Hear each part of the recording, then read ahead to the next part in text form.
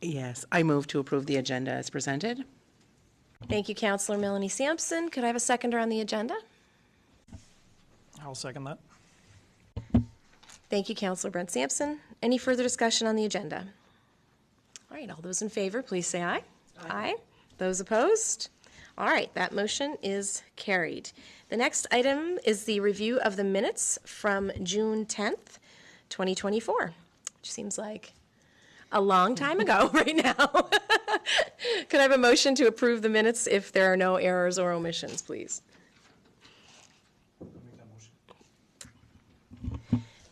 Thank you. Deputy Warden has made the motion to approve the minutes. Could I have a seconder, please? I'll second that. Councillor Digdon has made the motion, or has seconded the motion. Any further discussion? All those in favor, please say aye. Aye. Aye. Those opposed? All right, that motion is carried. Okay, the next item on the agenda. We've got two presentations ahead of us this evening, so I'll first welcome Rochelle Sampson, who is the Economic Development Officer with the Information and Activity Report that she's presenting to Council this evening from the Cape Breton Regional Enterprise Network for Richmond County and Port Hawkesbury. So welcome, Rochelle. Your first meeting with us officially, I guess. Hello. I think it's not. There we go. Okay. Yeah, so I am here in a different role today than I have been previously. So happy to be back. So I guess my first question, I want to know if you would like me to run through the whole thing, I'm happy to. If you guys have any questions, happy to answer them. I did start June 17th of that quarter, so I had about 15 days in. And it'll happen every quarter, I'll send it along.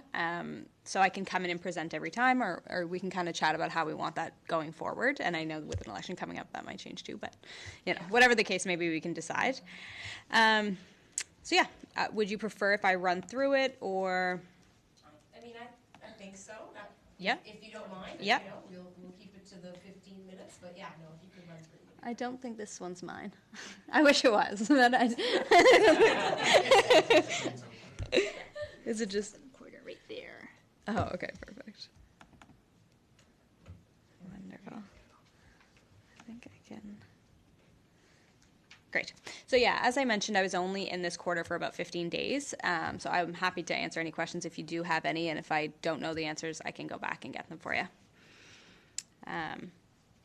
So in every report, we have a bit of a background on the Cape Breton Partnership. It talks about the RENs and how the partnership works as a whole. Then it goes into present the board members of both the CB-REN and the CB-REN Liaison Oversight Committee. And if there are any changes, they will be highlighted in each report. This reporting period was from April 1st to June 30th of 2024. And we highlight some of the milestones achieved, the events that we've gone to, and the events that we undertook as the Cape Breton Partnership. And so some of the highlights was me. I was top of the list. So it just gives a brief overview of who I am and what I've done previously, and how I'm a local to Richmond County, and how happy I am to be here in this position. And so, like I mentioned, I started June 17th and I hit the ground running. We hit Superport Days, Strait Area Chamber of Commerce AGM, and I jumped into meetings with the CAOs and just started meeting people right off the ground. So that was lovely. It was everyone was very welcoming and accepting, and so that was really nice. The Cape Breton Partnership also celebrated 20 years. So we had some branding done. We put on a couple of events, and there's a link in there that you can check out all of the things that we ended up doing for our 20th. We hosted the Safety First Cape Breton Symposium. So we had over 200 attendees, including participation from several companies across the strait. And there is a link there as well to check that out. We had the Town Hall, May 6th, with almost 100 attendees, participated in an evening panel discussion to explore the impact of transportation costs on goods and services. And that is, it's all recorded up there, ready to rewatch if you're interested. They chatted mostly about the change in the way things are transported. They had different companies up there on the panel and had some really good discussions about, the weight of trucks on pavement and, if a railway would be good to have back. And so it was, I got to rewatch it. It was actually quite interesting to see different people in different sectors and kind of what they thought about things that I would have never come up with myself. So it was quite interesting. We have an Invest in Cape Breton podcast. So they released their 4th podcast in March, and it was how to build more housing in Cape Breton. The podcast is actually downloaded over 200 times in the first week, with listeners tuning in from across Canada, the US, and Europe. And as of March, it had been downloaded over 1,500 times and attracted over 70 followers. So that was, it was pretty cool. And so they've just released another one, which will be in my report coming at the end of September. So they've had quite the following, which is great. Podcast kind of took off and seemed to be holding on, so it's great to kind of listen to in the car. Our team members also participated in several external events, including Everwind Feed announcement and celebration, Strait Area Chamber Business Update event, Smart Energy Halifax, CBU World's Tourism Institute kickoffs, Destination Cape Breton public engagement sessions, Certified Professional Human Resource Nova Scotia Law Symposium, Regional Assessments Offshore Wind Development in Nova Scotia Public Engagement Sessions, Cairns Spring Fling Event, Ports Days 2024, Strait Area Chamber AGM and Networking Breakfast, Kitpoo Aviation's official announcement, and Superport Days. So I may have seen a few of you at some of those events. They were great. It kind of threw you into it, and you got to see everything that was going on very quickly, which was great because it didn't really give you a choice. You had to understand it after a while. So with green energy being so large, and I hadn't seen it at all prior to this, I learned about it pretty fast and on a good basic level, which I could understand it. So that was great. So we have an entire green energy engagement section of the Cape Breton Partnership. And with that, they had the Smart Energy Conference 2024. So they attended the Clean Energy Tech event in Halifax on April 15th and 16th, which over 600 delegates participated in. They attended the Electricity Sector Implementation Team, so the Cape Breton Partnership's Green Energy Engagement Coordinator, and her name is Jen. I'm not sure if you guys have had the chance to meet her. She's a wealth of knowledge. Jen would be Steve McNeil's former council. Yeah, that's right. Oh, nice. Yeah, so she's just over in St. Peter's. So she's a member of the implementation team for climate change adaptation strategy. So she's always keeping up current with all of the industry's information. And so whenever we, need some information, she's usually the top on our list to reach out to. And she's a great asset to have on our team. She also had the Nova Scotia Offshore Wind Roadmap. So the second module of the Nova Scotia Offshore Roadmap was recently released by the Department of Natural Resources and Renewables. Members of the partnership, including the Green Energy Engagement Coordinator, participated in a session held by Marine Renewables Canada and DNRR. She also attended a regional assessment for offshore wind development. So she is a member of that organization. So a meeting was organized between the RA committee and the Strait of Canso Offshore Wind Task Force, and to discuss and provide input on the interim report. We also have a creative economy development officer. His name is Bill Culp. He handles the film industry, which has been largely booming in Nova Scotia lately. There's quite a few things that he's got going on, which is always fun to chat with Bill. I'm not sure if you guys have had a chance to meet him, but if you ever go out in St. Peter's, you will likely see him out and about playing guitar. So rural film and TV production. So the Cape Breton Partnership Creative Economy Development Officer, Bill Culp, has been working in conjunction with Screen Nova Scotia and Unamaki Motion Picture Cooperative to initiate the new Nova Scotia Film and Television Incentive. The distant location incentive was developed to address higher production cost incurred outside of the Halifax region and to encourage film producers to expand their projects into rural areas. So, which was, a massive bonus for people who are looking to do stuff outside of Nova Scotia. So I know Louisbourg is quite the location to try and host things. They have a show there as well. And he was working on Lighthouse in Little Rain. So I'm not sure if you guys have ever heard that song. So they're turning that into a movie. And he's working directly with artisans, authors, playwrights, and musicians throughout Richmond County and Roxbury to help them and support them through their journeys. We also have a people and labor force team. So they essentially work on helping people who have any labor shortages, any employments who are looking to help people through the immigration process, whether that be permanent residency or just trying to fill some labor gaps or connect employees with employers. And so they have several programs that they're running, and they put on a lot of community engagement sessions to try and help and educate the community members on the projects that they offer. They also have like the Cape Breton Job Board that they keep up to date with any employment opportunities that are within the areas. We have a Welcome Network coordinator. She's fairly new. She started, I think, just a little bit before me. Her name is Danielle Casagrande, and she began on, March 11th. So her first quarter was spent getting acquainted with the role and the partners to help try to regroup the Welcome Network program that we do offer. And an upcoming event that we have is the Cape Breton Partnership Investor Summit, which is going to be held on October 24th at the Inverary Resort in Badek. Not sure if anyone is going to have the chance to attend. We have an incredible guest speaker, Arlene Dickinson. So that's going to be quite the event, and hopefully some people are excited and get to go. I will be there, so I will see you. And that is the report for this quarter. Does anybody have any questions? Thanks so much, Rochelle.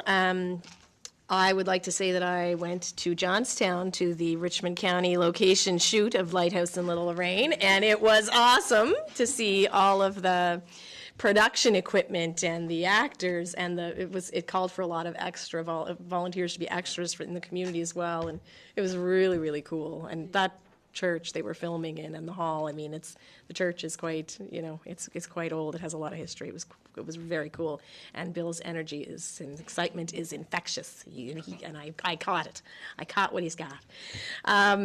I do want to do a shout out for Jen McNeil also, because I think this morning or yesterday morning she did an interview on Information Morning CBC. So if you Google that, you'll be able to find her interview about kind of what we heard in the engagement sessions. A lot of focus on coexistence when it comes to marine renewable energy and current ocean users, whether they be fishers or whatever the case, and also kind of, a real purpose behind that work in amplifying voices to make sure that we're all, we're hearing the concerns and we're hearing the opportunities together. So I just want to do a shout out for that as well.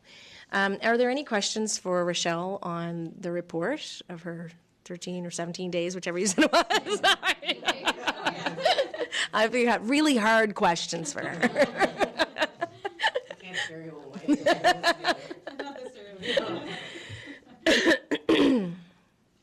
No questions? Okay, well, look, very thorough report. Thank you, Rochelle. I do love the quarterly nature of these. It gives us a really great overview. I think we've kind of talked about that before at council, and until notified otherwise, I would say keep going on that track, because I think it's really important for us to stay connected to the work you're doing. And, when I see things in there like you're working with one business in Richmond County on the Atlantic Immigration program. How do we get more businesses in Richmond County kind of connected to that if it's a service they feel they need? So maybe there's ways we can kind of collaborate. So I really appreciate the detail for sure. And the fact that it's not just a report of the whole island, which is great to see that island-wide progress. It's a report specific to our region.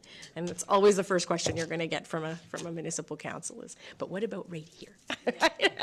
So thank you for that. Okay, well, thank you. And we'll move on. Yeah, did you want to close any final comment there? Sure. It'll come to you. It's just the camera's refocusing to you. It's one of those. Okay, great. So I'm glad that you like the format. So that's important. There is some numbers, there's a word I'm looking for, but yeah, at the end.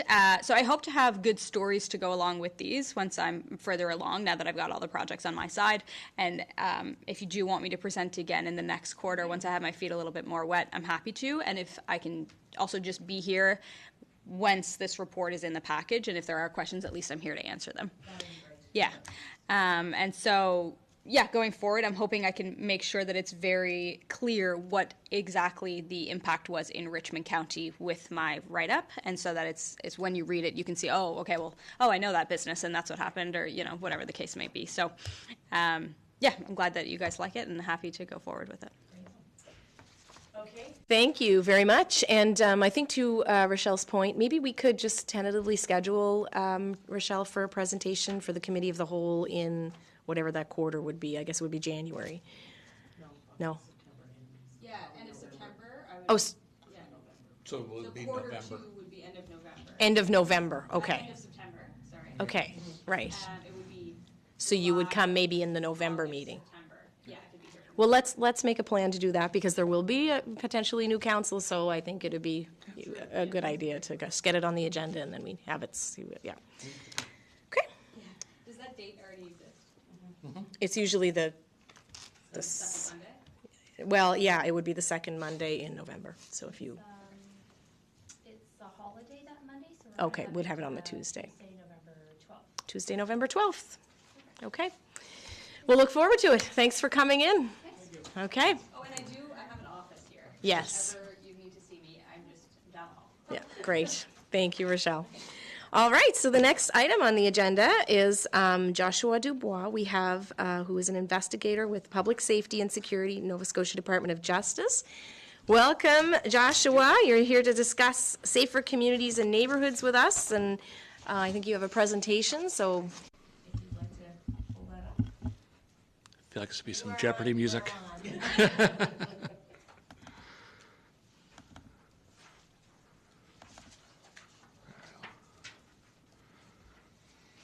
you for being with us. Oh, thanks for having me. So I'm just trying to figure out that. There we go. My presentation is much shorter, so I'm relying on questions. So be running through that in your minds there as I go along. Yeah, my name is Josh Dubois. I'm an investigator with the Department of Justice. I came on board earlier this year in 2024. Prior to that, I spent 16 years at the RCMP in Manitoba and Nunavut, and most recently Nova Scotia. So that's kind of my Coles Notes version. As an investigator with the Department of Justice, one of our primary responsibilities is investigations under the Safer Communities and Neighborhoods Act. Not a lot of people are aware of it. I think it's one of those legislations that has kind of been buried over the years, but it is there and it is picking up steam here in the province. So I'll go over some basic details of the act and the program, then I'll open up for questions at that point. So the Safer Communities and Neighborhoods Act, or SCAN as we call it, came into force in 2007. It's had several updates over the years since then, most recent being in 2019. There's similar legislation in Manitoba, Saskatchewan, Yukon, Alberta, New Brunswick, and BC. The SCAN Act basically gives the public a way to report concerns in their neighborhood, and I'll go over kind of the specific concerns that can be reported. And it improves community safety by investigating residential and commercial buildings and land that are regularly used for one of the uses, and that's what I'll go over now. So we're pretty narrowly focused on the things in the legislation. So it's the illegal sale of liquor, the illegal possession, use, consumption, sale, or transfer of any controlled substance. So that would be 90% of our work is drug work. Also anything under the Cannabis Act that's illegal, we can investigate. Illegal gaming as well. And any other activities prescribed by the regulation. There are a couple things in the Act that are listed, such as prostitution, that we don't currently really cover, just due to changes in the criminal code law. And if it is a human trafficking situation, we refer that over to the human trafficking unit for the province.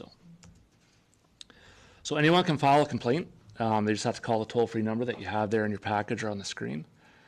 And we have an intake worker out of Halifax that takes their information and assigns a file to an investigator. So all the investigators, there's 5 in the province right now. They're all special constables with the province.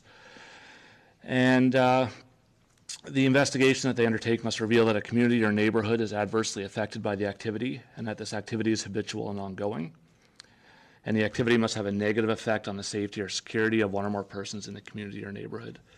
So I guess a good example of that would be if we get a call of, their neighbors doing a little bit of drugs, but there's no safety concern within the community related to those drugs. There's not a lot we can do, unfortunately. So we do have to have the illegal activity plus the safety concern. Now there is ways that can be worked around, obviously with synthetic drugs and things of that nature with needles, right? It's a big issue in communities across the province, so there can be health and safety issues in that regard as well. So the role of the investigators, basically once we get a file, we deconflict with the local police force of jurisdiction, just to make sure they're not currently working the same file that we are. We do pull information from the different police forces, whether it's RCMP or a municipal force. Then we conduct a risk assessment, do a site assessment. Surveillance takes place. It usually takes up to about 2 weeks of time for that.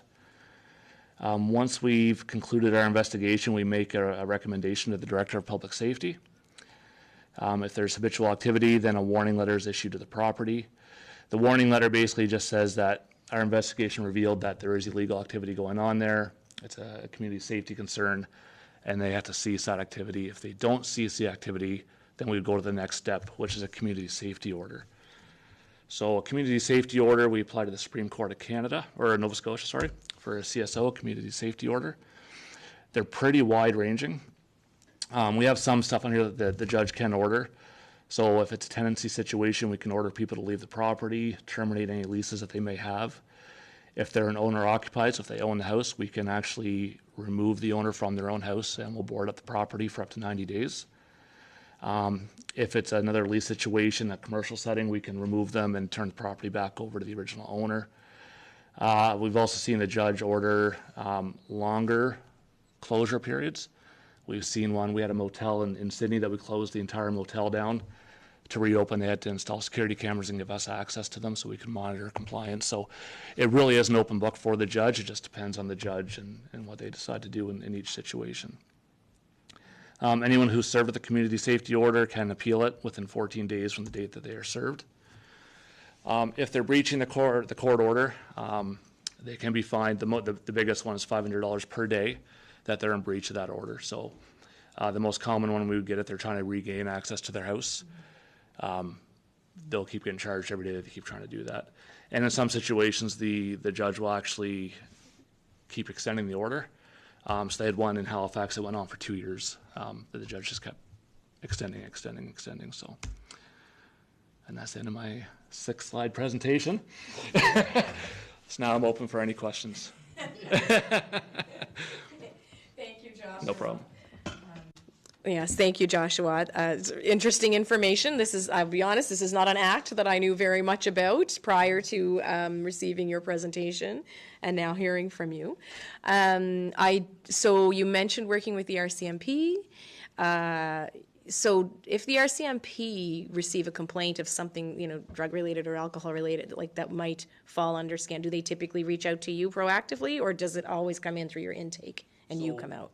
That's a good question. So because we do investigate the same types of behavior, policing will investigate the criminal code aspect of it. Right. We actually work on the civil side. Okay. So we're in a completely different court system from them, and our rules of evidence, everything like that, are very different.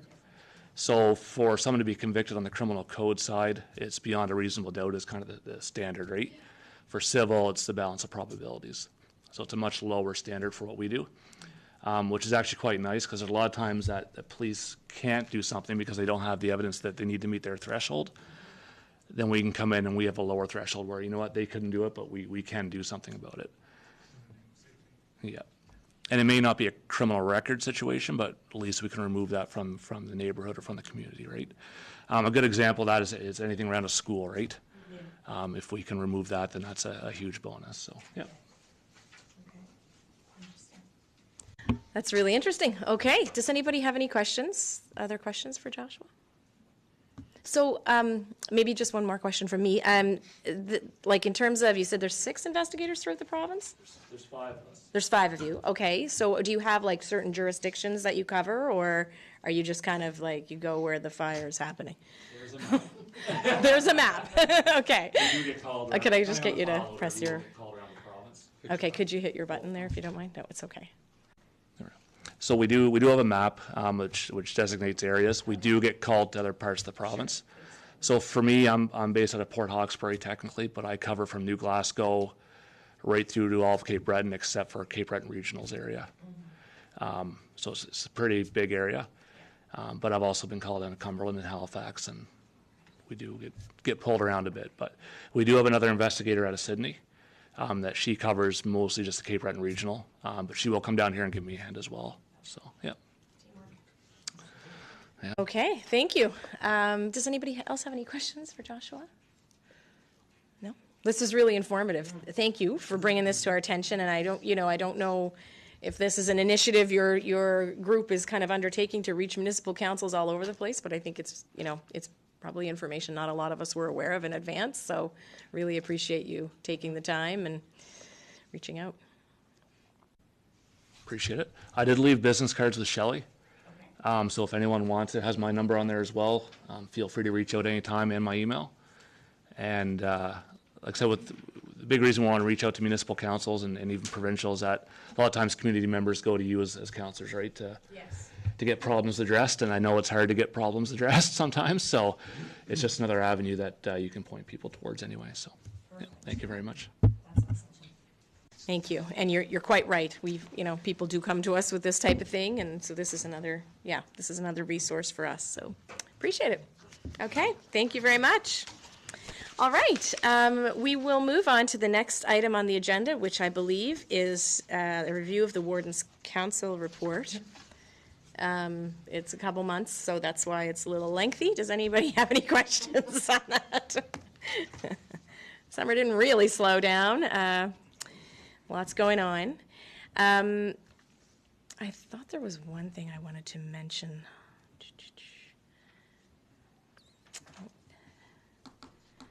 Oh yeah, so you'll see on the second page there's a reference to the Strait Area Chamber of Commerce housing application. So that application has really come a long way.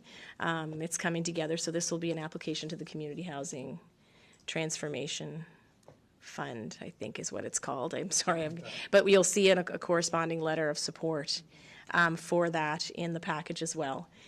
So that is, goes in line with the $2,500 that we also allocated in our budget for that project to take place, and that will result in the development of the organization.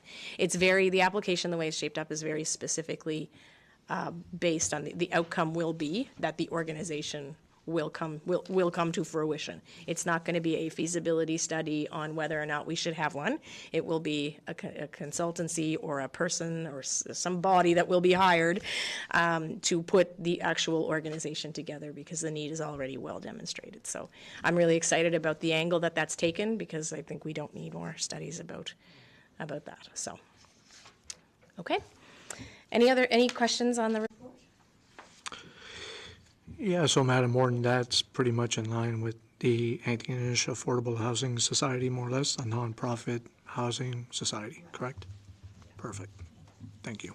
Yeah, that's exactly right, Deputy Warden. Now, at the end of the day, what the specific activities of the board will be determined by, by this, entity or a person that we hire to put it all together. But it'll be based on the priorities of this region, of which we know affordable housing is one.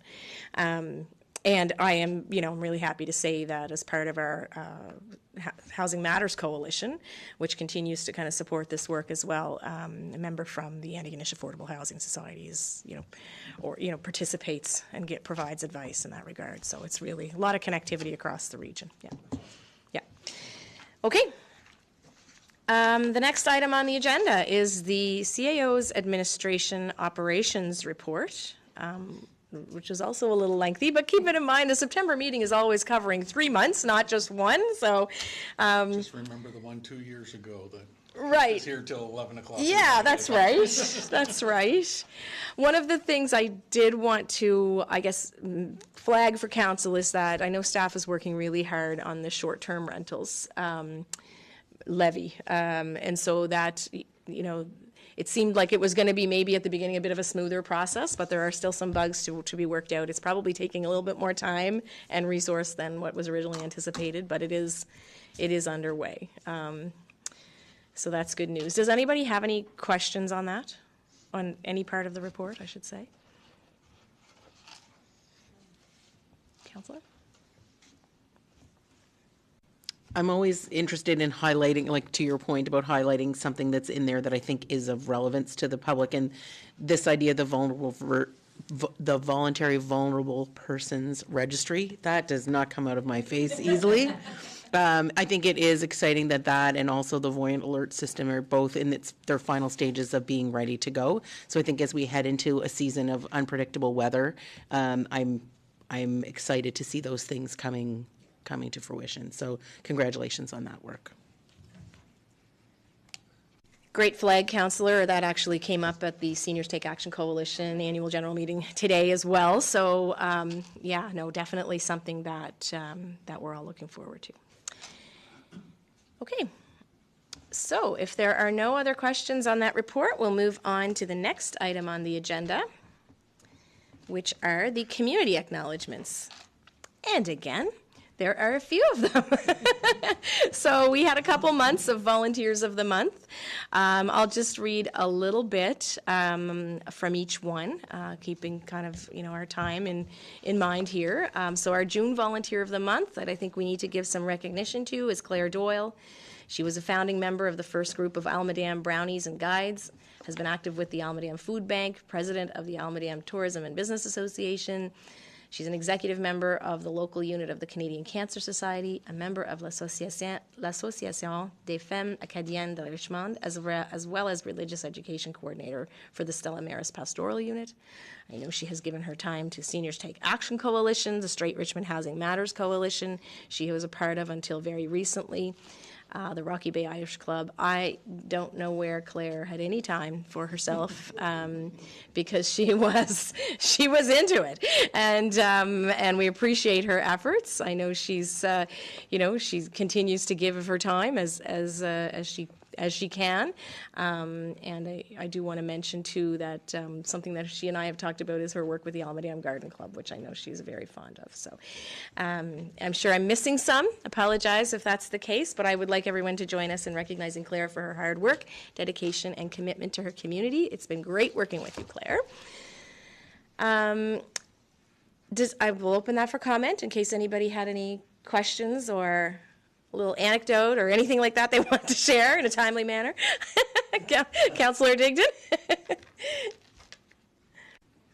Yeah, I'll make it brief, but again, Claire is one of the outstanding volunteers that everybody talks about all year long, amongst many others, but if anybody doesn't have a green thumb and they would like one, then Claire, as many of others from Rocky Bay, will definitely teach you what a plant is a plant and what a vegetable is a vegetable. So I welcome you to go out there and see the amazing stuff that they do. Thank you, Councillor Dignan. That's a great flag. The work on that garden it's truly wonderful. So, the next item is the Volunteer of the Month for July, who was Rose Merrick from River Bourgeois. So for over 30 years, Rose's contributions to her community have been invaluable, and her commitment has been unwavering. She's been a cornerstone of the leadership of community projects in River Bourgeois and a key facilitator of their community suppers. She has steered many events that foster community pride and connection. She's never shy to take that leadership, uses her natural ability to organize everything from Chase the Ace to the festival, the River Bourgeois Festival, the pub nights, haunted houses, you name it. She was also a founding member of the Youth and Development Committee in the early 2000s, which was, I think, a very admirable initiative. Her volunteer nomination goes on, but I would like to say that when I dropped off Rose's gift, I went to her house and there were 1,000 little yellow rubber ducks on her lawn that she was taking care of following their very successful duck race, which had sold out as part of the fundraiser for the River Bourgeois Festival. She was drying them and getting them all put away for next year. She talked about how they built an 80-foot or some giant enclosure and, learned some lessons. I mean, that's the kind of attention to detail and dedication that continues to make our communities work. So I hope you got the ducks put away, Rose. I offered to help you. I hope you found some room for them in your basement or wherever. So thank you for all you do. So please join me in recognizing Rose for her hard work and commitment to her community. Okay, and our last volunteer of the month is the August Volunteer of the Month, who is Clive Sampson. Clive Sampson's dedication to his community is truly inspiring. His contributions to the Royal Canadian Legion Branch 150 are invaluable, reflecting his unwavering commitment to supporting veterans and their families. His exceptional organizational skills are evident in projects like the Veterans Picnic Table Project, the monthly breakfasts, which if you haven't been, you need to go because they are so good. The fish fry events, song circles, and of course the Remembrance Day sidewalk banners, which made such an impact in this community.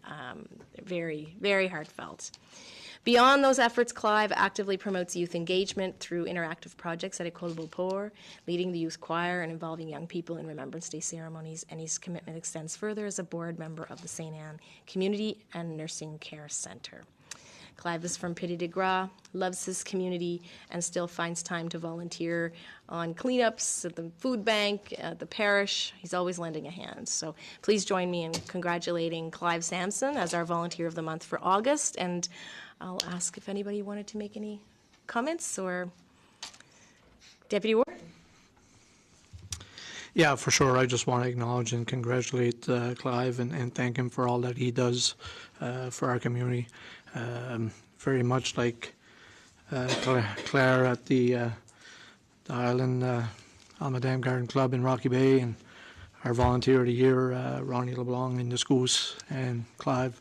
It's hard to go to those places without seeing the presence of those people at every event. So it's hard to go to the Legion without seeing Clive, right? So again, just want to acknowledge him and thank him for all he does for our community. Thank you. Well said. Well said, Deputy Warden. Thank you for that. And it does a good segue to the recognition for our Volunteer of the Year, who is Ronnie LeBlanc this year from the Discouse area is where I know Ronnie, and he's currently the president of the Civic Improvement Center Society. I was at breakfast on Sunday, and he was there with a cheerful face, sporting his St. Peter's Pirate Days outfit, by the way, which I thought was a really great community, where communities working together signal. So thank you for that, Ronnie. But I know Ronnie's involved with the Almadam ATV rallies, the Yacht Club Festival, which was a huge success from what I understand again this year, and has been a key player in starting the Almadam Chase the Ace, which has benefited many organizations and contributed greatly to their sustainability. So thank you very much, Ronnie, for your work and for your friendly smile every time we enter the Discouse Civic Improvement Center. It's much appreciated, and we look forward to what's coming up next from his efforts and from the community, and thank you for all you do for Richmond County. So did anybody have anything they wanted to add? I know I would like to kind of segue into the community spirit discussion, but if you would like to do that, Deputy Warden. No, you go ahead. No. Okay, all right. So I did want to just, of course, we're talking about Discouse, and just, I guess, a little over a week ago, they hosted the Almadam Community Spirit Award, a ceremony with the Lieutenant Governor, Arthur LeBlanc, and I just want to say a huge congratulations to the communities in Almadam. We issued a statement of congratulations, and I know that several members of our council were able to attend. So it's a huge undertaking, and they are joining other communities in St. Peter's, or in Richmond County, like St. Peter's and the Arm of Gold area, which would be the Dundee St. George's Channel area. Budladec had received that award. So, I just think it's a really strong demonstration that there are a lot of really amazing communities in Richmond County, so that's something we can all be proud of. So. Did anyone have anything they wanted to say? I didn't attend that ceremony. If anybody wanted to add anything, who was there?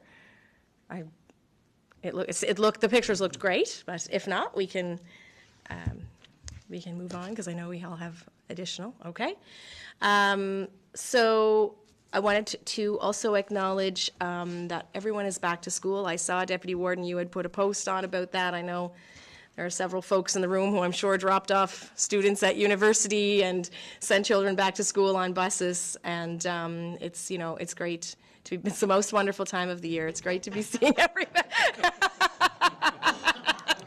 Great to be seeing everything coming back into routine, although I'm sure some students would not agree with me. But while we're talking about back to school, I did want to say a special welcome to the international students who are arriving here in Richmond County. There are quite a few.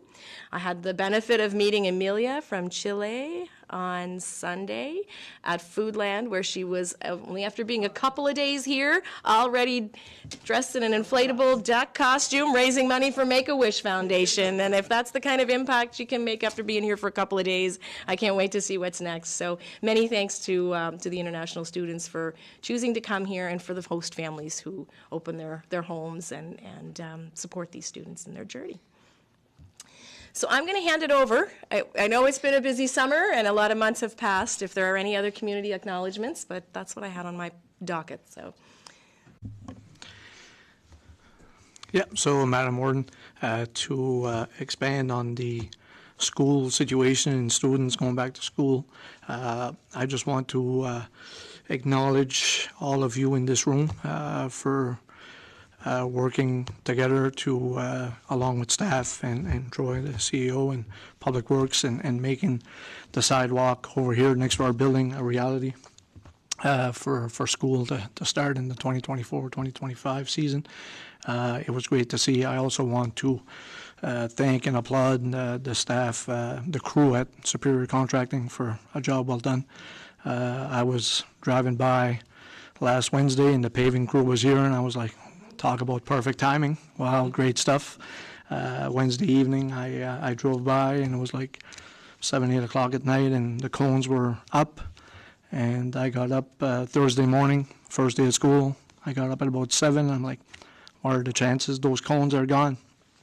Sure enough, those cones were gone, and Superior Contracting was here finishing up and putting some finishing touches. So just want to thank everybody for working hard and making that project a reality, and thanking everybody involved. Well said. Thank you, Deputy Warden. Does anybody else have anything they wanted to add under community acknowledgements? Okay. Well, we will move on then. So the next item on the agenda is under correspondence, and the first we have action required. We have a memo from Kathleen Jeffrey, the Interim Director of Finance, regarding the grant request from Lisa DeWolf for the Type 3 Recreation Sponsorship Grant Funds for the Instructor Facilitator Development in the amount of $447.50. So and I see that that's covering a portion of the cost, not the full cost. And I did want to also note, I think the alignment with our strategies, that section was not checked off, but I think it directly aligns with the active living strategy because it talks about the training for yoga, et cetera.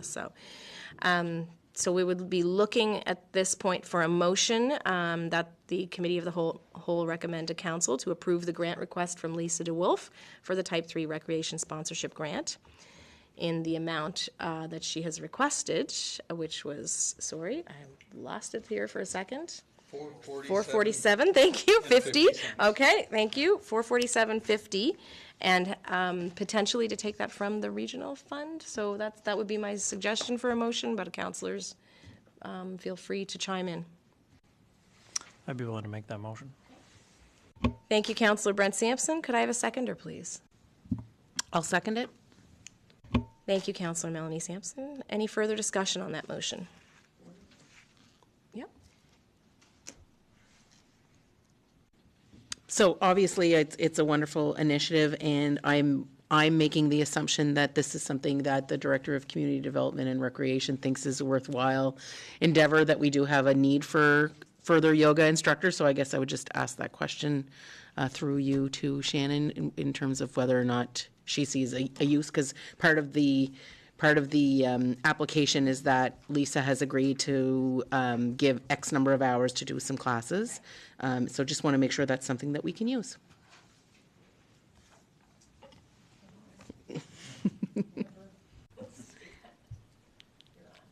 Thank you, Councillor Sampson. Yes, actually, we just had a long-standing instructor, Helen Slade, retire, so it was perfect timing. Yeah.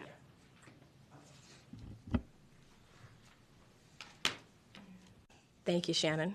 And also happy retirement to Helen Slade. She has been doing that work for us for a long time. Yeah. Okay, so the motion's been made and seconded. Is there any further discussion? All those in favor, please say aye. Aye. Aye. Those opposed? That motion is carried. The next item on the agenda is the memo from, again, Kathleen, our Interim Director of Finance, regarding the grant request from the Paroisse St. Joseph Parish for the Type 4 Regional Health General Grant Funds in the amount of $10,000. Yes. Go ahead, Councillor. At this point, I'll declare a conflict, as I do work for the parish in terms of their finances, so I'll remove myself from the discussion. Thank you, Councillor Melanie Sampson. She's declared a conflict. So, so I would open this for discussion, I guess, at the committee level here at this point. We have entertained, or we have discussed, I guess, applications in the past, and I think this is their second time coming with a potential project for council.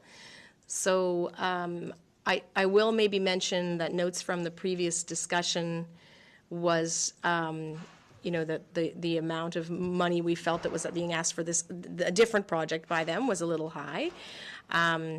We did note that there had been no money from the diocese to support the project, and that the building is not owned by the community, it's owned by the diocese, which creates some, you know, risk, I guess, based on what, you know, decisions that could be made about its future, whether it could be sold, et cetera. And I believe we ended up, what we ended up doing there was we approved a contribution, but it came directly from the district funds and not from the regional funds as a result of the ownership issue. So that's where we landed the last time on it. But I would open this one for discussion because this is a different project, and they've provided, you know, some really good information. Looks like it's some really good leveraging. The project value was at $63,000. Yeah, so councillors, do you have any comments on this?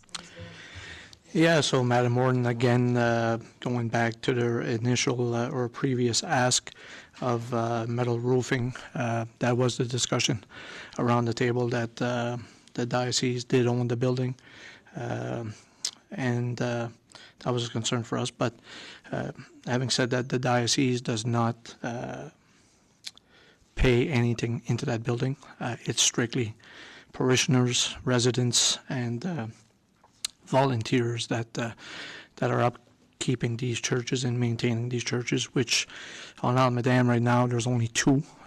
So it's serving, these 2 churches are serving all Almadam for, you know, first communions, confirmations, baptism, wedding, funerals, right? So, and this upkeep and maintenance is falling strictly on the parish, right? So when it came to the metal roof project, you are correct.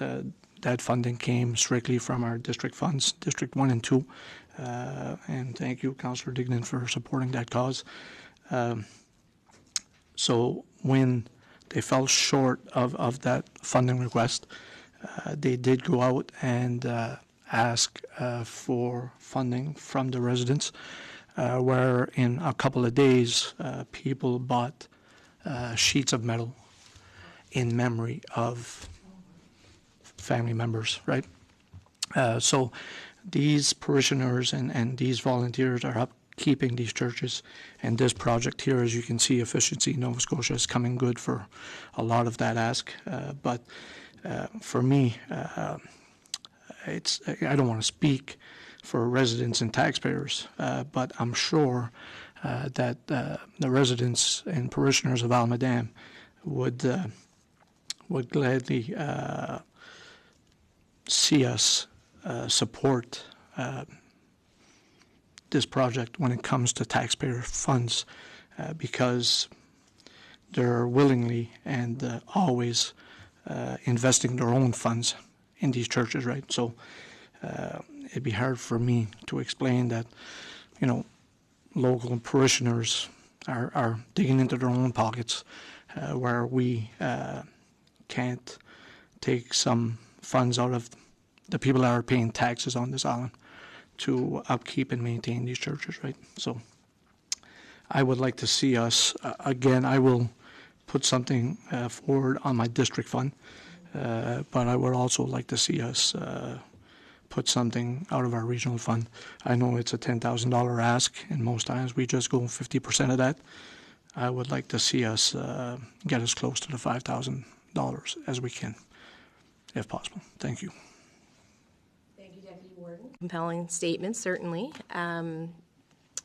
I did notice on the application, Joe, in terms of the provincial contribution, it is not confirmed. It's anticipated. So we could also do something conditional. You know, that would be also a, because I think they're going to need.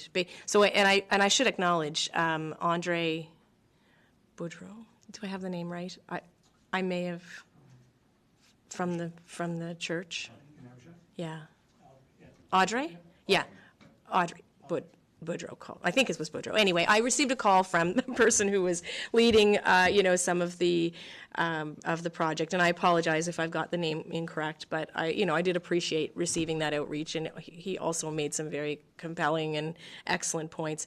One of the points that he made was that this is a provincially designated heritage building, and I think the value of that structure in this community can't be understated, certainly.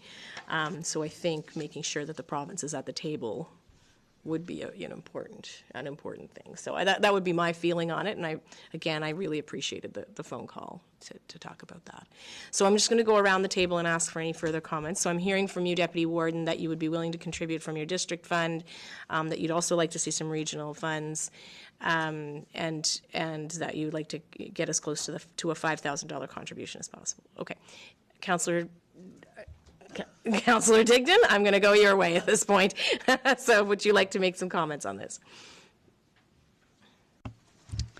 Yeah, well, usually you go right, so I figured today I'll give you the opportunity to go left, but that's okay.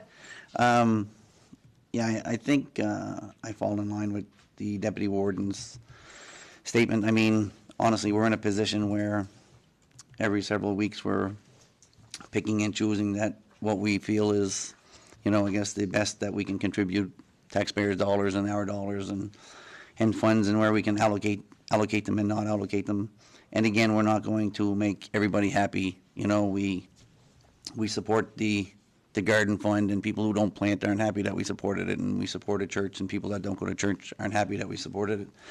But at the end of the day, I think we have to look at the overall picture, and really and truly, it's all about volunteers again, whether the diocese owns it or it's owned by, a local hall or anybody else. I think they've showed that they do their due diligence and go out of their way for fundraising and events. And I guess I would like to see us support it, at least at the minimum, because we haven't in the past. I would like to see for this project we supported at least the 5,000, half of the. Thank you, Councillor Digdon. Councillor Simpson. And I understand those are compelling arguments. I think I'd probably be of the same mind as before, only because we were doing this for a specific reason. I know it happened before even this council was there, that when something was owned by the parish, we saw in the past sometimes these assets can be sold off, and then our worry was investing in something that ultimately could be sold off. And I feel for all the volunteers that are they're putting all the work into this, and it's also probably not fair that the diocese is not contributing either. The same way I was on any of the others, I feel in no part that it's that I should decide where somebody else wants to put their district funds. I just wouldn't be comfortable with the regional fund on it. Thank you, Councillor. Thank you, Councillor Sampson. Okay, so then it looks like we have some work to do on crafting a motion. My suggestion is that we craft a motion that would include certain amounts from your specific district funds. I will tell you that I would not vote in favor of funds from the regional fund either, but I would put in $500 from my district fund to help just get us closer to the mark that you're trying to reach. This is an historic building in our community, and I think it would be a gesture of good support, although it's not in my district. Certainly, I have family who got married in that church, and I think it's important to support it.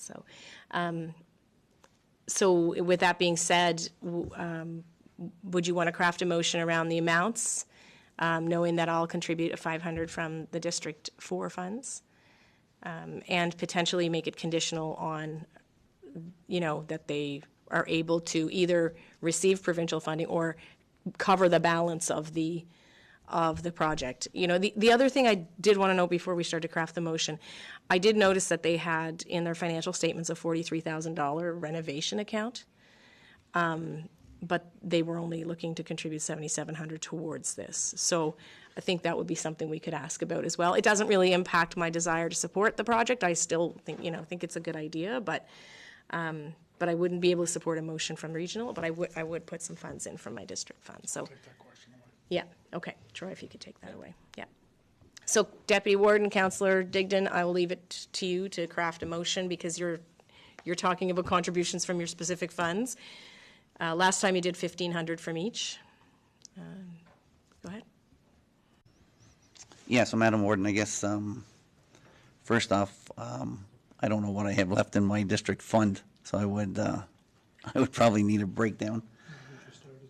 We've just started, We- so you have enough to cover probably all of it if you want to. Yeah, again, just one question before the motion is made. Is there any organizations or committees that we have covered in the past that were, I guess, have we put funds from our regional fund that wasn't owned by, not so much just the diocese, but wasn't owned by a committee or by? Not as much this council, but past councils, yes. So Councillor Digdon, we approved one early on Parks Canada property. That was not property owned by us. I don't think that project went forward. No, because I think if I'm remembering correctly, the United Church Pastoral Association, I apologize, but I'm remembering Sherry Backerdax was involved in that application. The pastoral unit contributed funds. There was local ownership. So that was a different setup. But I don't know that we have on anything that was just owned externally like this, aside from the Parks Canada one. Yeah. Sorry. I was just going to say, on the Parks Canada one as well, the issue is a little different there because it wasn't to a specific piece of infrastructure that we were worried could be sold off potentially. It was just that there wasn't a specific piece of infrastructure that we would own or anything with it, but that was a bit of a different situation. Yeah.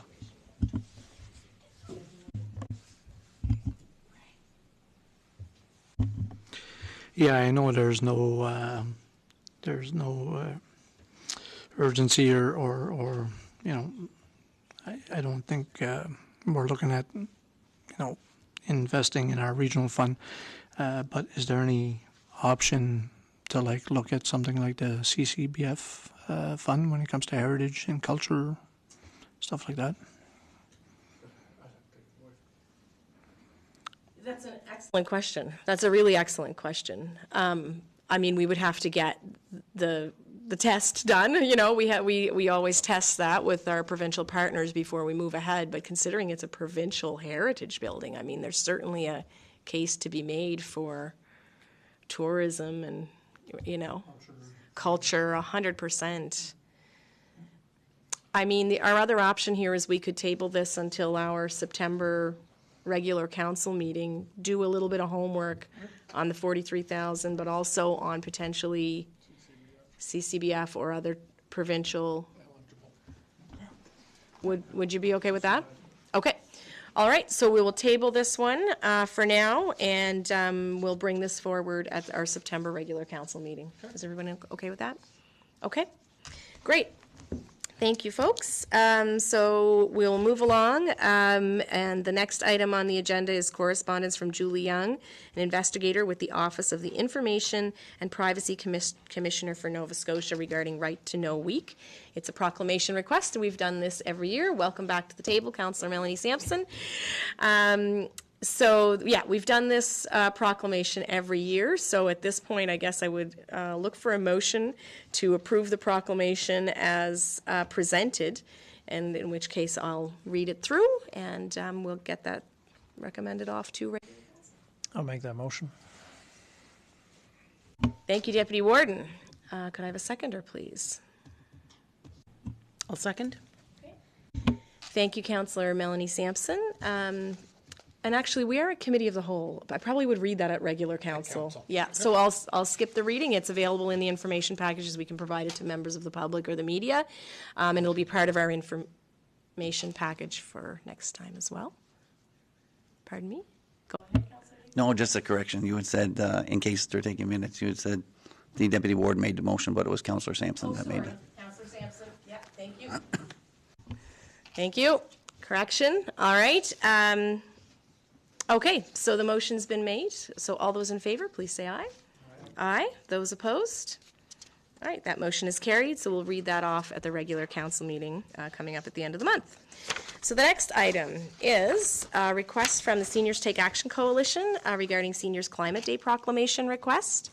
And so the the proclamation is part of your package. And was also, again, I want to say, discussed very briefly at our Seniors Take Action Coalition meeting today, the AGM. So I'd be looking for a motion to accept the proclamation as presented.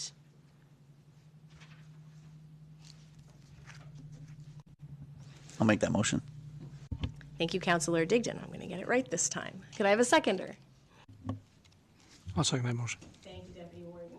Is there any further discussion on the Seniors Climate Day proclamation request for October 1st? Okay. All those in favor, please say aye. Aye. Those opposed? That motion is carried. Okay, the next item on the agenda is correspondence from Amy Wagg regarding a request for English Gaelic boundary signage and installation. Amy Wagg is a constituent, I believe, in District 3, and had sent forward this request. And I believe since then, Troy has found out some additional information from the Office of Gaelic Affairs as to what signage we already have in place and what we don't. So we'd be looking, I guess, at this stage of the game, given that information, we would look for a motion of council to work with the Minister of Gaelic Affairs and the Minister of Nova Scotia Public Works to add the new signs being sought when our budget will allow, so to push it forward to budget discussion. Their budget, not ours. Their budget, right. And it would be roughly 7 or 8 new signs from the original request, which had been sent in 2008. Councillor Digdon. So, Madam Warden, where I guess their budget would be my budget now, since I'm the new maintenance supervisor out of that area, I will declare a conflict. Thank you, Councillor Digdon. I know that a resolution has been provided, but where we have a kind of new information now, we don't need to follow that particular resolution. I think the resolution we'll look for is one that's a little more flexible and just instructs or asks the CAO to work with the Minister of Gaelic Affairs and the Minister of Nova Scotia Public Works to add the new signs being sought when budget allows. I'll make that motion. Thank you, Councillor Sampson. Could I have a seconder, please? As a Scottish descendant myself, I happily second the motion. Thank you, Councillor Melanie Sampson. Is there any further discussion? Okay, all those in favor, please say aye. Aye.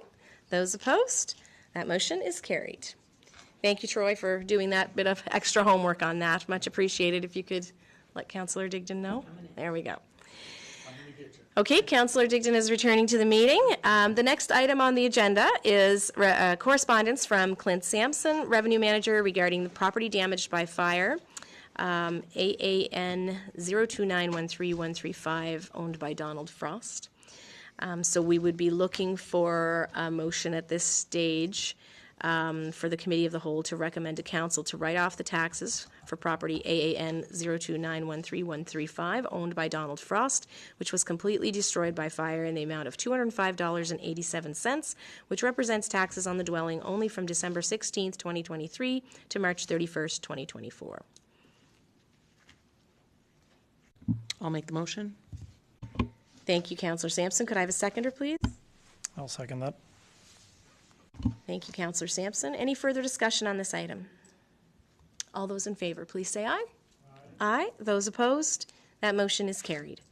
Next item on the agenda is an additional correspondence from Clint Sampson regarding property damaged by fire, AAN 04126068, owned by James White. So we would be looking for a motion of Committee of the Whole to recommend to Council to write off the taxes for that property owned by James White, which was completely destroyed by fire, in the amount of $61.85, which represents taxes on the dwelling only from December 24th, 2023 to March 31st, 2024. I'll make that motion. Thank you, Councillor Sampson. Could I have a seconder, please? I'll second that motion. Thank you, Councillor Digdon. Any further discussion on that item? All those in favor, please say aye. Aye. Those opposed? That motion is carried. And we have a third memo from our revenue manager, Clint Sampson, regarding property damaged by fire owned by Colton Gillis and Keisha Morrison. So we'd be looking for a motion from Committee of the Whole to recommend to Council to write off the taxes for property AAN 063733917, owned by Colton Gillis and Keisha Morrison, which was completely destroyed by fire, in the amount of $463.04, which represents taxes on the dwelling only from October 31st, 2023 to March 31st, 2024.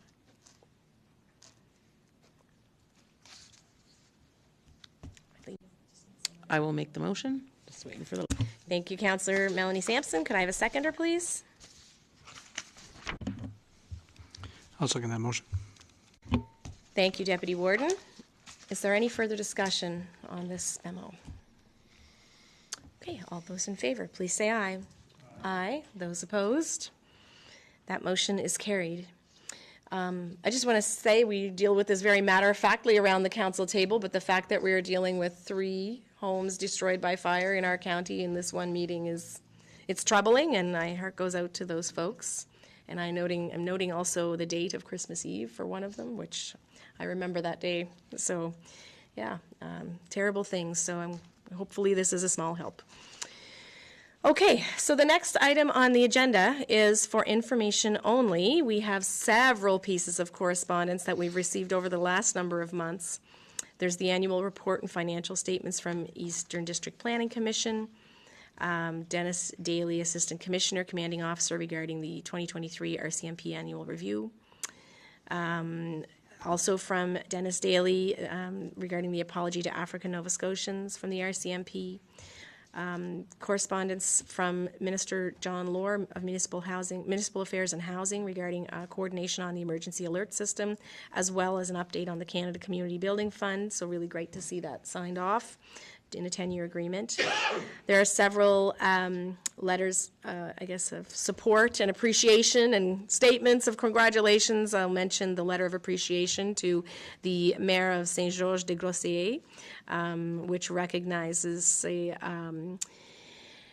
friendly fire incident that occurred and took the life of a Richmond County resident in his community in France. And we sent letters in both French and English to him, thanking him for continuing to recognize the sacrifice of, I believe it was Joseph Sampson, who was killed in that action. We also have a letter from Joseph Feeney, the PVSC Board Chair, Property Valuation Services Corporation, regarding the appointment of the new CEO. The statement of congratulations we discussed for the Alma Dams Community Spirit Award, and then letters of support, one for the Strait Area Chamber of Commerce application to the Housing Growth Fund, and a second one regarding a letter of support for the St. Peter's Community Hub.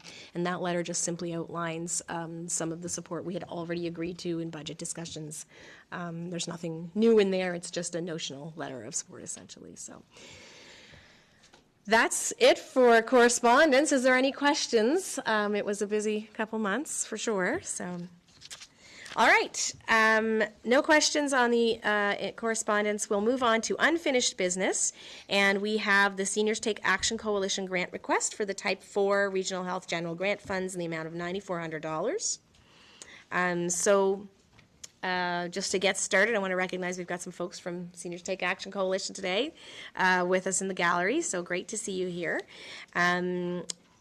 The amount that they're requesting is $9,400. It does represent 100% of their project costs.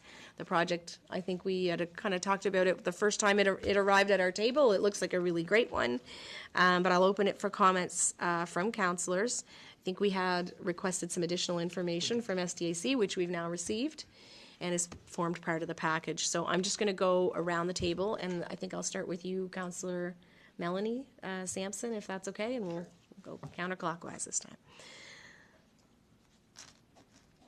Waiting for the light. So it is a really wonderful project, I will say, and the Seniors Take Action Coalition is super active in the entire county. So I certainly see myself supporting this project in some capacity from the regional fund. I would also be willing to support it in terms of some money out of my district fund as well. As always, I have concerns regarding 100% funding of any project. I mean, it is in the type 4 category, which does not require a 50% criteria to it. And as I looked at their application, I was thinking, you know, type 4 was regional health, whatever the other term is, and I really felt like it's almost a type 5, which is a priority of council type of thing as well. So the challenges that I have, and I guess I'm open to the discussion with council, is number one, the funding at 100%, but recognizing that the funds that they have available to support it are very, very limited. And the second piece of that, I think, is that, you know, we do have a position here at the county that is like mandated, if you will, or the task of that position is to work in the community to do a lot of the things that are here. So I just wonder if there's ways that we could maybe work together to reduce the financial commitment that STAC would need to take on in order to do some of the things they're doing. Yeah. And again, I'm open to that, as I'm the first person to speak on the proposal, on the application. But I definitely support it. I would definitely go 50%. After that, I don't know the answer to that. We also have limited funds, so I'm also a bit conflicted with that. So open to conversation with other councillors. And Thank you, Councillor Melanie Sampson. Councillor Brent?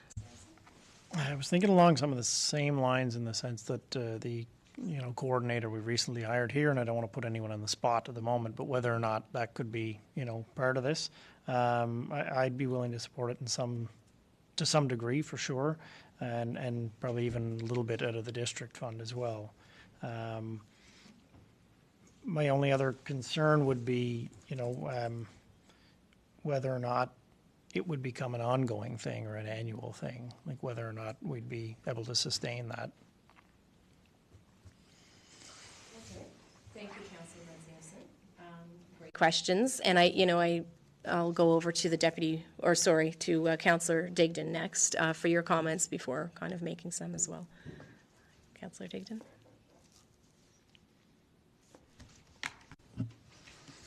Thank you very much, Madam Warden. This is one of the grants that I think we have no choice, or that we actually want to support, and not whether it's a choice, but it's one of those things where it's I think when you look at numbers, almost 70% of our population is going in the senior category, and if you wait another 10 years, we'll all be sitting, or some of us will be sitting in that senior category as well. So I think we should use our regional fund, and it's there for a reason, and I think this is a great support. So I will definitely support from my fund as well, but I think we should also include the regional fund. Thank you, Councillor Digdon. Deputy Warden? Yeah, for me, again, I agree with Councillor Digdon. It's hard to ignore the word seniors when it comes to this county. I don't know if it's at 70%, but it's in the mid-50s or 60% in this county of aging population, right? So, again, this is a great group and a great coalition doing great work. And, again, for me, it's hard to ignore the word seniors in this county. So I'd like to see us get as close to this 9,400 as possible with all of us taking some from our district funds and then taking a large amount from our regional fund to see how close we can get to this 9,400. Sorry, thank you, Deputy Warden. We're whispering calculations over here to try to reach the goal. So obviously support for this. Troy and I are just kind of exchanging some notes about the direct costs around meeting expenses and promotional materials. Promotional materials consists of copying, according to the application, which is a function we have in-house.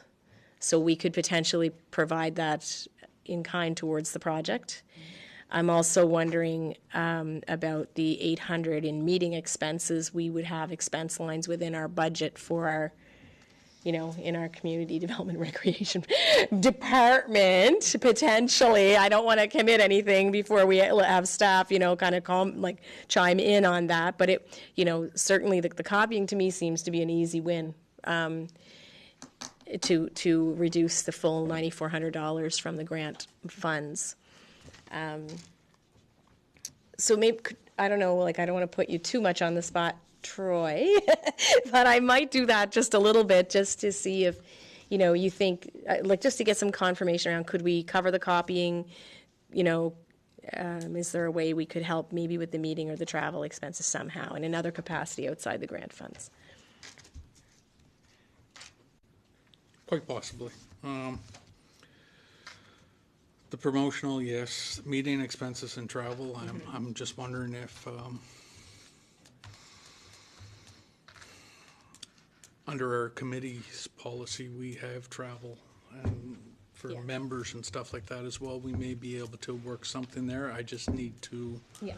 take that away and look at it to see if there's a way that we can work that in there. And office expenses of $600, I'm not sure, and there's no lines on that I saw or any further detail. No. But, if it's stationery and stuff like that, or monitors and laptops. Or an extra laptop that or we could something, lend. we can certainly look and see what we have. To assist, if you guys could cover the 5,000, I think there's enough. Oh, sorry. Well, that's all right. Then we could work on the rest. Yeah, no, for me, I mean, those are all good ideas and good points. For me, I'd be willing.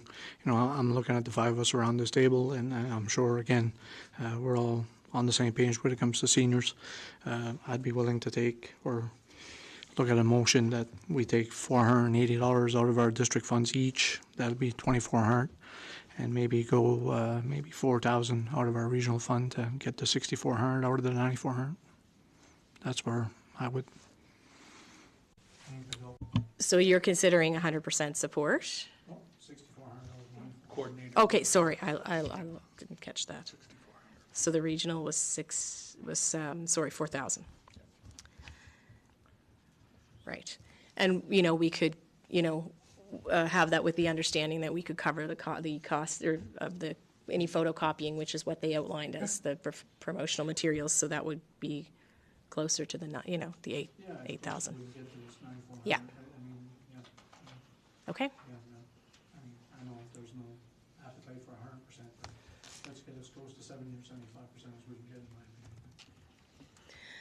Okay, so the deputy warden is proposing a motion to contribute $6,400 towards the project, consisting of $480 coming from each district fund and $4,000 from the regional fund. And further, I guess, to provide support where possible on the promotional material photocopying of 1,600, I guess. About 1,600? Yeah, So now we're at 8,000 out of the 9,400. right. That's the motion that's being proposed. I'd be comfortable with that. Okay, so is that a second? All right, so. That, just for the sake of, it probably should go around the table for the district funds to make sure that everybody is comfortable with it. Yeah. Whether or not they want to answer specifically, that's up to them. Councillor Digdon, are you okay with using some of your district funds? I think we haven't, in that amount, I mean? Yeah, for sure. Okay. Okay. And I think, Deputy Warden, you were making that suggestion, and Councillor? I'll second that motion. Okay, the motion's been made and seconded. All right. So the motion is that we would provide $6,400 in cash contribution, $480 from each of the district funds plus $4,000 from the regional fund, and further that we would work with the group to support them in reducing their other costs, particularly on the promotional material, to help them make sure the project is successful. Okay? Are we okay there? All right. I'm restating, I just want to make sure I captured your intent. Okay, perfect. All right, so any further discussion? Councillor?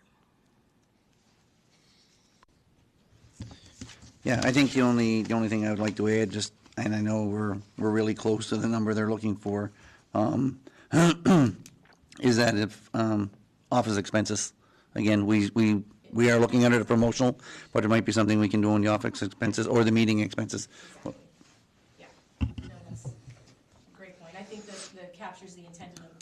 I think it captures the intent of the motion with that kind of further statement, and there may be a piece of equipment or something that we could provide that would help, make the project successful. Okay. All right, so all those in favor, please say aye. Aye. Aye. Those opposed?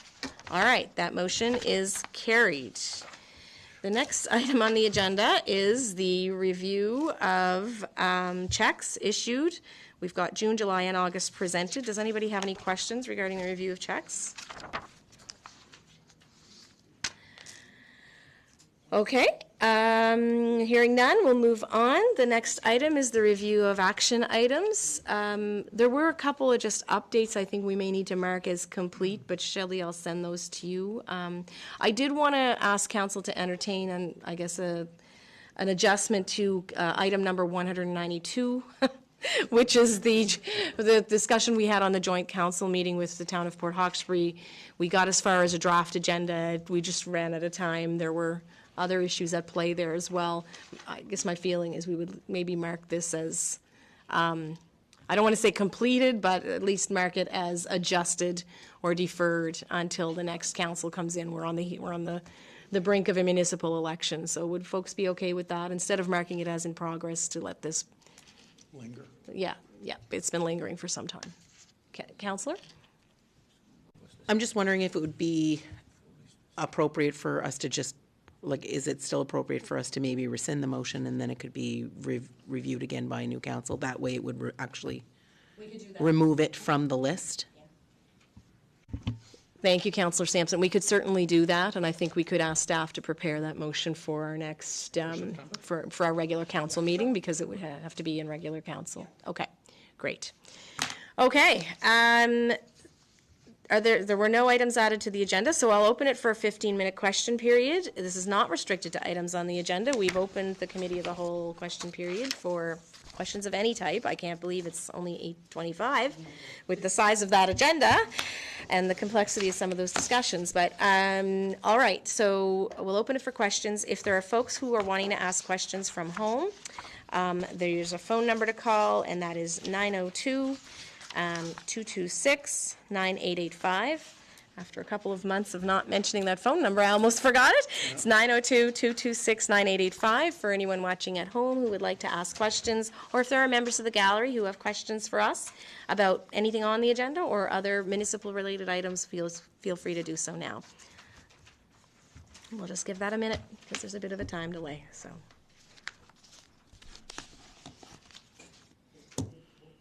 Yes, absolutely. Sure. If you have one. But we'll ask you to come to the desk, and there's a microphone, so people at home can hear the question you're asking as well. It's putting you on the spot. I know it's the nature of our public meetings. Just your name and... I'm Janine Lacroix. I'm the treasurer of Seniors Take Action Coalition. Of course, the grant request on the agenda tonight is of interest to me. And from participating at our AGM this morning, Madame Amanda, we have covered only a part of our annual report because we've been in existence since 2016. Functioning with volunteer from the board and different projects, funded projects from either community health or a health board. And we are incorporated since July 2023, and we still function or operate on a volunteer basis, work being done by the board members. we have the chance to work with an outreach community coordinator for the projects. So we have no staff, no office, no pencil, no pen, no computer, we own absolutely nothing. So that's why we were asking the municipality to start with a core funding so that we can be more active.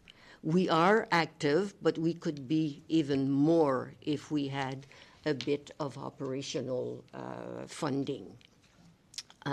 The person who really does a lot of work for us, she does it more on a volunteer basis, along with the professional fees she gets from the projects.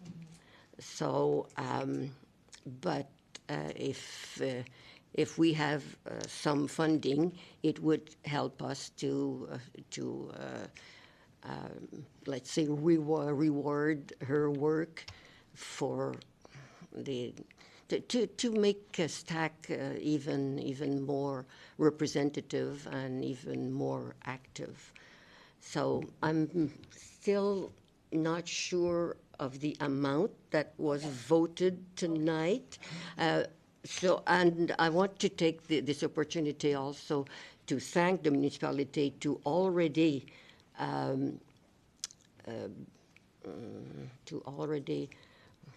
fournir, provide some paperwork, some publicity work, and like today at the AGM, the annual report has been printed here by Danielle, so which we appreciate a lot. So thank you for wanting to keep helping us in that way. But I'm not sure of the amount that was voted for. So I can help clarify that for you. So what we approved tonight was contribution directly from our grants program of $6,400. So it's $3,000 short of what you were asking for. But what we also included in our motion was that perhaps the county could work with your group to cover things like some of the other costs in another way. Access to our photocopier to do your copying, because $1,600 was the amount for copying. So if we did that in-house for you, that would take that cost away, right? So that gets you closer to your 8,000, right? It gets you up there, because we can maybe help with that, and to work with you on, if there are some travel or meeting expense and office supplies, is there potentially a spare laptop, or even you might need a space, or you might, is there some way that we could help cover that? So we'll try to help you cover those pieces that you outlined outside of the coordinator and the travel, right? So that's essentially what we're going to cover directly for cash, was the coordinator and the travel, and then the rest we'll work with you to see if there's things here that we can provide that will make sure you can do the project successfully. Okay. I want to specify for traveling, it's to represent STAC to other federations, provincial federations, or national federation, other federations, the seniors federation, so that we have a representation during their annual general meeting. Yeah, no, that's great, and I think that works really important. So I'm glad we were able to include it in the grant request, and I think good evidence of that was the presence of the folks from Community Links there today at your meeting, right? You want to be able to connect with these provincial organizations. So, yeah, great. Okay. Thank you very much. Thank you. And it is appreciated. Okay. Thanks. No problem. All right. Are there any other questions? We have a couple more minutes. I didn't hear the phone ring, so I don't think we need to wait for those. And I don't see any questions from the gallery. So I think we'll leave it there for this evening. There being no further business, we'll consider the meeting adjourned. at 8:32 p.m. Thank you very much, everyone.